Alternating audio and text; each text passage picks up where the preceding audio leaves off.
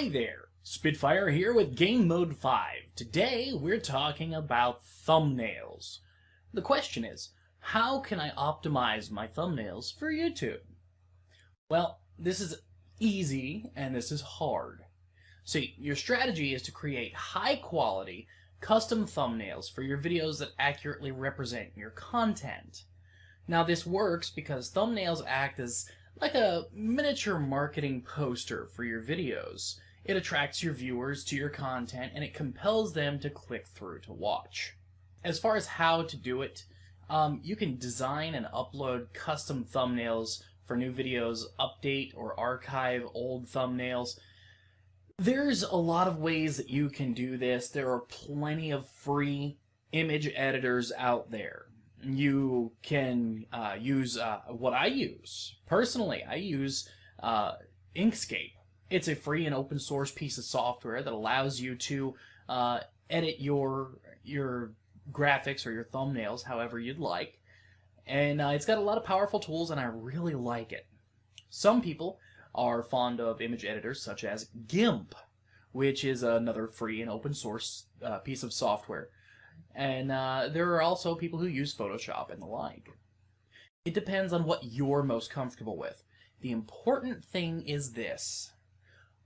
You can do a better job with software you know than software you don't. Now, as far as details, thumbnails, they show up in different sizes and formats all across the platform and outside of it. Make sure that you've got a strong, vibrant image that pops, no matter what size it is.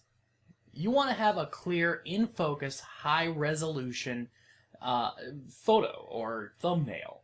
At the very minimum, 640 pixels by 360. You want to keep a 16:9 aspect ratio, which is 720 or some smaller version of that. Now, there are things that work and things that don't. Bright, high contrast photos work very well. Close-ups of faces, visually compelling imagery. And of course, that just means something that makes you want to click it. Well-framed, good composition. If you've ever studied film, the rule of thirds also plays a part here. There's also that the foreground. You want your foreground to stand out from the background.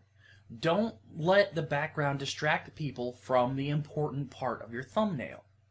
You want to make sure that it looks great at both small and large sizes. Most of all, you want it to accurately represent your content. It was something that was done way back when.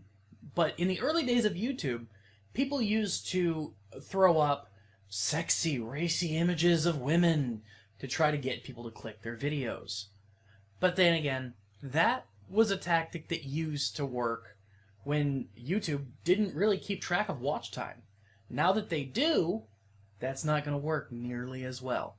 And people will look down on you for doing that because it just doesn't work.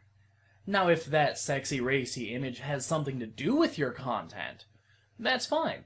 Just remember, YouTube is a site for all of us. General guidelines with thumbnails. Now, when you're shooting a video, you want to take a moment to make shots that you think will make great thumbnails, or at least shots that you think you can scale down or crop to give you the thumbnail that you want. Keep that in mind up front. If you're playing a game, maybe you stop for an extra few seconds when you're at a spot that you think might provide you with a good thumbnail. That way, when you're editing, you can find it later. Always upload custom thumbnails with your video file. It's very important to do this because you want to convey things to your audience. And that's just not as possible if you've got a blurry, out-of-focus image. Design thumbnails that reinforce the video's titles. Make sure that together they tell a cohesive story. So for instance, if I was doing a video on Black Friday, the last thing I would want is a calm, tranquil image, because that is not what people are expecting for YouTube videos about Black Friday. Make sure that your thumbnail is not overly sexual or provocative. As I mentioned earlier, that was something that was done in the early days of YouTube, and people abused the system. You don't want to go there again. That is not where you want to be. Metadata and thumbnails on the watch page. Examples of the watch page placements. Now, these are suggested videos. These are placed there by some algorithm generated by YouTube. End video screen, again, generated by YouTube. Video responses, but I'm pretty sure that YouTube doesn't even do those anymore. Playlist runner.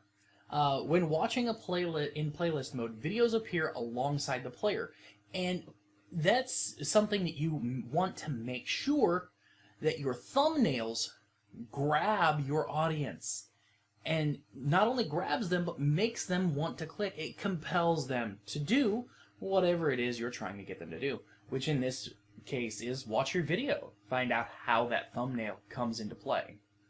In the description of this video, I'm going to place a list of free and possibly open source software that will allow you to edit your images for your thumbnails.